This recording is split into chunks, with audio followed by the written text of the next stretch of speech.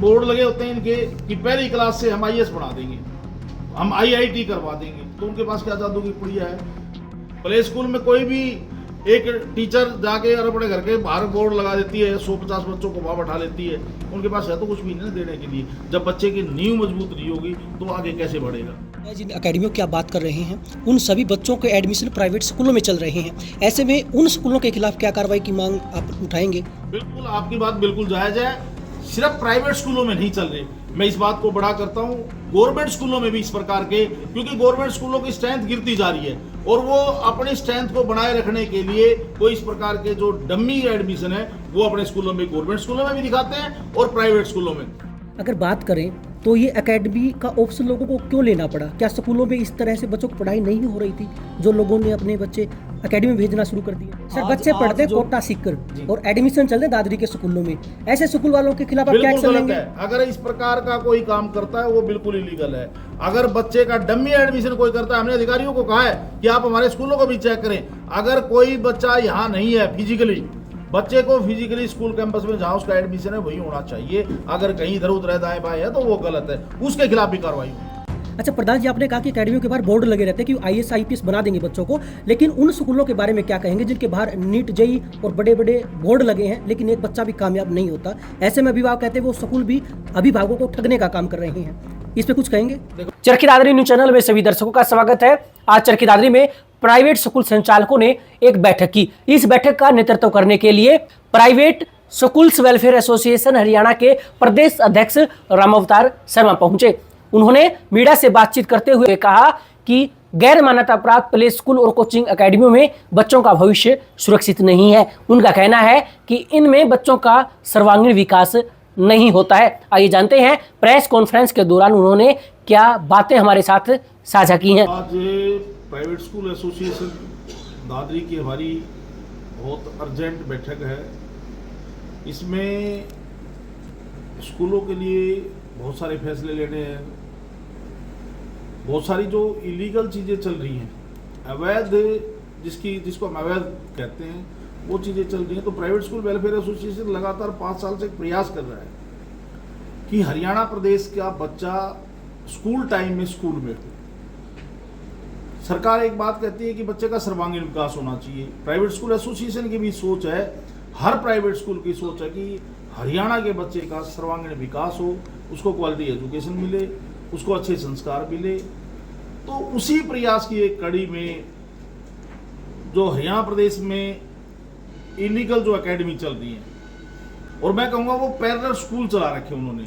4 कमरों की कोई भी किराए की बिल्डिंग ली, वहाँ बोर्ड लगा दिया और पेरेंट्स को गुमराह करके, अभिभावकों को गुमराह करके, और इस प्रकार का अनैतिक कार्य वो लोग करते हैं।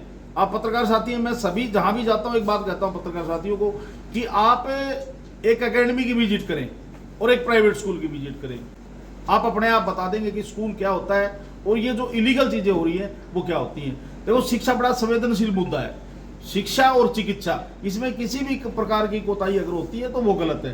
प्राइवेट स्कूल एसोसिएशन का प्रयास है कि हरियाणा में जो अवैध रूप से जो शिक्षा का बाजारीकरण कर रहे हैं, शिक्षा का जिन्होंने दुकानदारी बना ली, और जो बच्चों को, पेरेंट्स को गुमराह करके, कि एक बात मैं आपसे पूछना चाहता हूँ कि बोर्ड लगे होते हैं इनके कि पहली क्लास से हम आईएएस बना देंगे, हम आईआईटी करवा देंगे, तो उनके पास क्या जादू की पुड़िया है। मैं स्कूल की बात करता हूँ। स्कूल में जब बच्चा आता है तो सुबह भगवान का नाम लेके अपनी पढ़ाई शुरू करता है, माँ सरस्वती की आराधना करके, जो सरस्वती की आराधना करके अपनी वो शिक्षा की सुबह की शुरुआत करता है। उसके अलग अलग सब्जेक्ट के पीरियड होते हैं, अलग अलग जो टीचर्स, एक्सपर्ट टीचर हैं वो उसको पढ़ाते हैं। जब उसका कोई कल्चरल एक्टिविटीज़ का पीरियड आता है तो वो कल्चरल एक्टिविटीज़ करता है, स्पोर्ट्स का पीरियड आता है तो स्पोर्ट्स की एक्टिविटीज़ करता है, लैब है, लाइब्रेरी है। इतना संसाधन ये प्राइवेट स्कूल अपने संसाधनों द्वारा इतना कुछ हरियाणा प्रदेश के बच्चों को दे रहे हैं, और वो बिल्कुल इस विपरीत देखें हम तो कोई उनके पास किसी भी प्रकार का कोई सर्टिफिकेट नहीं है,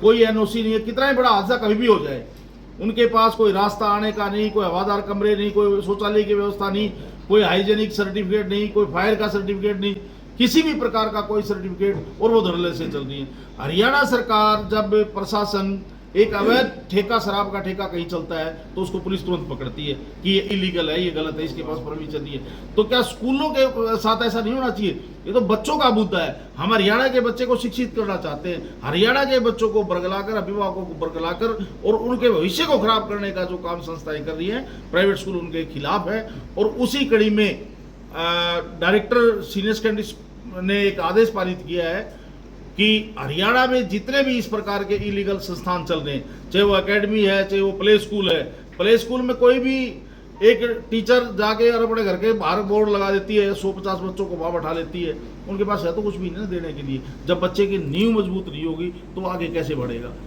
आगे कैसे पढ़ेगा? सर, आप एकेडमी की बात कर रहे हैं तो सरकार ने कुछ प्राइवेट स्कूलों पर भी बंदिशें लगाई है, उनके विषय में क्या कहना चाहोगे? बिल्कुल, अगर कोई स्कूल, मैं तो एक बात कहता हूं कि बच्चा, हरियाणा का बच्चा स्कूल टाइम में स्कूल में होना चाहिए, चाहे वो सरकारी स्कूल में हो और प्राइवेट स्कूल में हो। प्राइवेट स्कूल कम से कम जिसमें बच्चे को भेजते हैं, अभिभावकों से भी हम बार बार आग्रह करते हैं। हमने एक अवेयरनेस कैंप भी लगाया, हमने अवेयरनेस के लिए बहुत बड़ा एक मुहिम भी छेड़ी। अभिभावकों से आपके माध्यम से आग्रह करना चाहता हूं कि हरियाणा में बहुत अच्छी अच्छी संस्थाएं हैं। ये प्राइवेट स्कूल करोड़ों रुपए लगा के अपने संस्थानों को इन्होंने अपने बूते पर इन्होंने इनकी स्थापना करी है और सिर्फ इनका एक उद्देश्य है कि हरियाणा का बच्चा विकसित हो। और हमने ये मुहिम शुरू करी, इसका एक कारण था मेजर, कोटा सीकर जैसी घटनाएं आपने सुनी होंगी।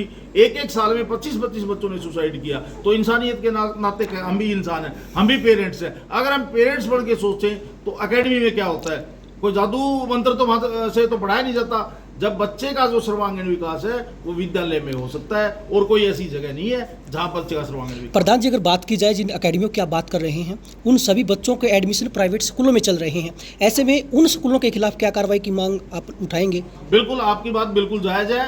सिर्फ प्राइवेट स्कूलों में नहीं चल रही, मैं इस बात को बड़ा करता हूं, गवर्नमेंट स्कूलों में भी इस प्रकार के, क्योंकि गवर्नमेंट स्कूलों की स्ट्रेंथ गिरती जा रही है और वो अपनी स्ट्रेंथ को बनाए रखने के लिए वो इस प्रकार के जो डम्मी एडमिशन है वो अपने स्कूलों में, गवर्नमेंट स्कूलों में भी दिखाते हैं और प्राइवेट स्कूलों में।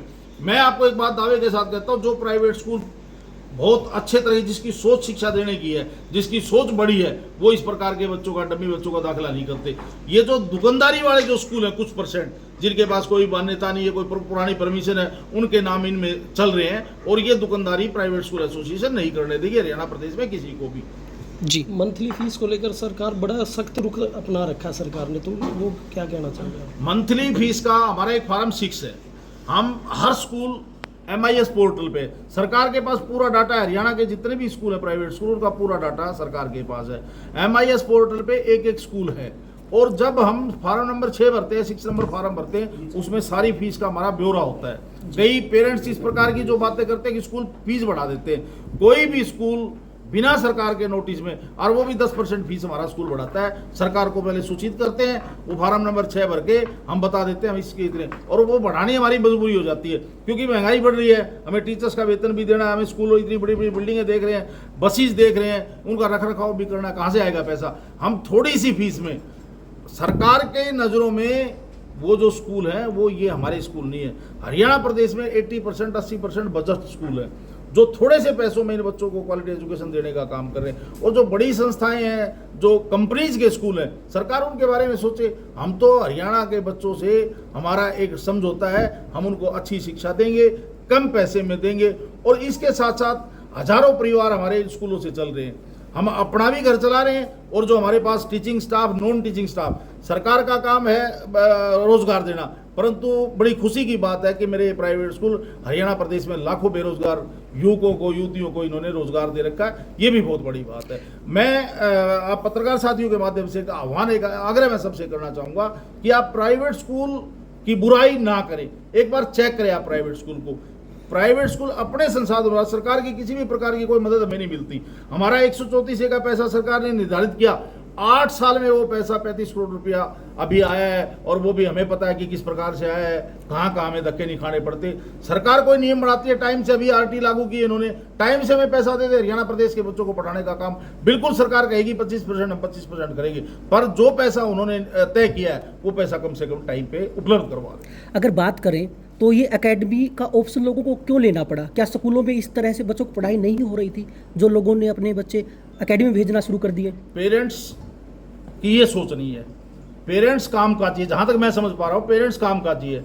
उसके माइंड में एक चीज़ रहे, जहाँ तक मैंने समझा है कि स्कूल में तो हम 3 बजे छुट्टी कर देते हैं, हम एक्स्ट्रा ट्यूशन वगैरह स्कूलों में नहीं करने देते, क्योंकि मैं दावे के साथ कहता हूँ कि बच्चा स्कूल में जो पढ़ाया वो काम उसका होमवर्क ही वो घर पे बैठ के कर लेता है, तो उसको ट्यूशन और एक्स्ट्रा इन चीज़ों की जरूरत नहीं है। पेरेंट्स क्या चाहता है, पेरेंट्स कामकाजी है, वो ये सोचता है कि स्कूल टाइम के बाद ट्यूशन अलग से देखना पड़ेगा।